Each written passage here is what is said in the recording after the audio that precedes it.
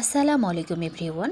ছাদ বাগান এবং ব্যালকনি বাগান সম্পর্কে সকল ধরনের ভিডিও পেতে আমার চ্যানেলটি সাবস্ক্রাইব করে রাখুন। যদি ভালো লাগে তাহলে লাইক, কমেন্ট অ্যান্ড শেয়ার করবেন। আজকের ভিডিওতে গাছ রোপণ নিয়ে কোনো কথা বলবো না। আজ আমার এই ছোট্ট ব্যালকনি বাগানের কিছু প্রাপ্তি আপনাদের সঙ্গে শেয়ার করব। আপনি যখন কোনো গাছের চারা লাগাবেন এবং সঠিকভাবে পরিচর্যা করবেন, তাহলে সফলতা আপনি পাবেন। শুধু সঠিকভাবে পরিচর্যা করতে হবে আর একটু ধৈর্য রাখতে হবে, তাহলে সময় অনুযায়ী আপনি অবশ্যই ফলাফল পাবেন। আমার এই ছোট্ট মরিচ গাছে অনেক ধরনের সমস্যা ছিল, সেই সমস্যাগুলো আমি সমাধান করেছি। সেইগুলো নিয়ে এর আগে আমি ভিডিও দিয়েছি। আলহামদুলিল্লাহ, এই মরিচ গাছে আমার অনেক মরিচ ধরেছে। মাঝে মাঝে আমি মরিচ গাছ থেকে মরিচ উঠিয়ে নিয়েছি, তারপরেও অনেক মরিচ রয়ে গেছে এখনও। সেগুলো আমি আজকে উঠাবো। যেহেতু মরিচগুলা পেকে যাচ্ছে, মানে মরিচগুলো হয়ে গেছে, আমি কিছু মরিচ রেখে বাকি সবগুলো মরিচ উঠাই নিব। আমি কিছু মরিচ রাখবো। এই মরিচ যখন পেকে যাবে, এখান থেকে বীজ সংগ্রহ করে আমি এখান থেকে আবার চারা তৈরি করব। এইবার নিজের ব্যালকনি বাগানের মরিচ থেকে চারা তৈরি করে নিব। ইনশাল্লাহ ফলাফল ভালো হবে এবং সেই ভিডিওগুলো আমি আপনাদের সঙ্গে শেয়ার করব। যারা গাছকে পছন্দ করেন এবং গাছ লাগাতে ভালোবাসেন, তারা জানেন যখন একটি গাছ লাগানো হয় তার থেকে কোনো ফলন পাওয়া যায়, এটা একটা মনের শান্তি এবং অনেকটা আনন্দদায়ক। আমাদের সবার উচিত গাছ লাগানো। আমি গাছ থেকে সবগুলো মরিচ তুলে নিচ্ছি। আপনারা দেখতে পাচ্ছেন আমার মরিচগুলো পেকে গিয়েছে। এই মরিচের সঙ্গে আমি আরও কিছু মরিচ গাছে রেখে দিব, যেন একসাথে অনেকগুলো বীজ সংগ্রহ করে চারা তৈরি করতে পারি।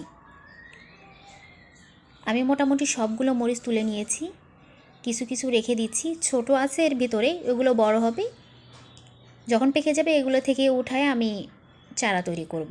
এই মরিচ গাছে প্রথম থেকেই এখন পর্যন্ত ফুল আসতেই ছিল। পরে যে ফুলগুলো এসেছিলো সেখান থেকে কিছু মরিচ বের হয়েছে, এগুলো এখনও ছোট রয়ে গেছে। আমি এইগুলোই গাছে রেখে দিচ্ছি, এগুলো আর উঠাবো না।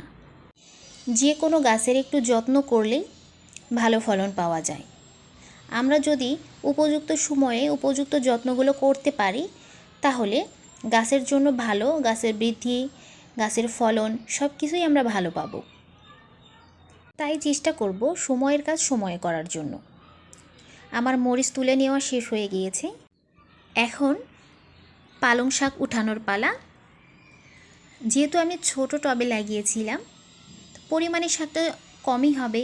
যদি বড় কোনো টবে লাগাইতাম বা 4-5টা টবে লাগাইতাম, তাহলে অনেক পালং শাক পেতাম।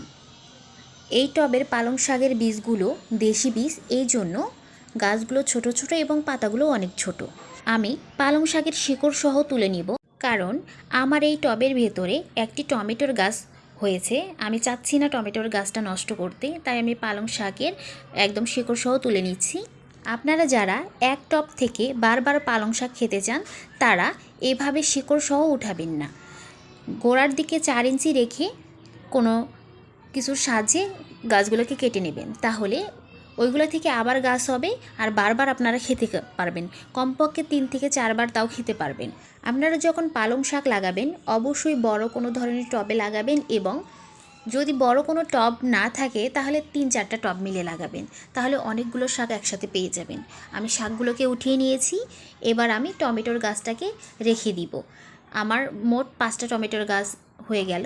টবের ভিতরে যে বাকি শিকড়গুলো রয়ে গেছে, এগুলো পরে আমি আস্তে আস্তে উঠিয়ে দিব। এগুলো রাখা যাবে না, এগুলো যদি রেখে দিই তাহলে এগুলো থেকে আবার গাছ হবে। যেহেতু আমি টবের ভিতরে একটা টমেটোর গাছ লাগিয়েছি, এই জন্য আমি এগুলার শিকড়গুলো রাখবো না, সবগুলো তুলে ফেলে দিব। আমি আর একটি টবে পালং শাক লাগিয়েছিলাম, কিন্তু বীজগুলো হচ্ছিল না। আবার আমার টবের সংখ্যাও কম ছিল। এর ভিতরে আমি একটা পুদিনার চারা পেয়েছিলাম। পুদিনার চারাটা আমি একদম ছোট, কোনো পাতা ছিল না, আমি লাগিয়েছিলাম। পর আলহামদুলিল্লাহ আমার পুদিনার পাতাটা অনেক সুন্দর হয়েছে। এই টবেও কিছু পালং শাকের পাতা ছিল, আমি এইগুলোও তুলে নিয়েছি। আর এখানে পুদিনার পাতাটা রয়ে গেছে, অনেক সুন্দর হয়েছে। পুদিনার পাতাতে কোনো যত্ন লাগে না। আমি এর আগে ভিডিও দিয়েছিলাম কিভাবে পুদিনার পাতা চাষ করবেন, আপনারা চাইলে দেখে আসতে পারেন। পুদিনা পাতা শুধু লাগাবেন, একবেলা করে পানি দিবেন, গাছ একদম ঝোপালো হয়ে যায়, কোনো কিছু করতে হয় না। আলহামদুলিল্লাহ, একটিমাত্র গাছ যেটার কোনো পরিচর্যা করতে হয় না, পরিচর্যা ছাড়াই হয়ে যায়। আলহামদুলিল্লাহ, আজকের আমার প্রাপ্তি মরিচ এবং পালং শাক। যাই হোক, প্রথম পরিসরে আমি কিছু একটা পেয়েছি। আলহামদুলিল্লাহ, আমি অনেক হ্যাপি। যখন নিজের হাতে কোনো কিছু লাগিয়েছি এবং সেখান থেকে ফলন পাচ্ছি, তাহলে তো অবশ্যই ভালো লাগার কথা। আপনারা প্লিজ গাছ লাগাবেন, দেখবেন মনের একটা শান্তি চলে আসে।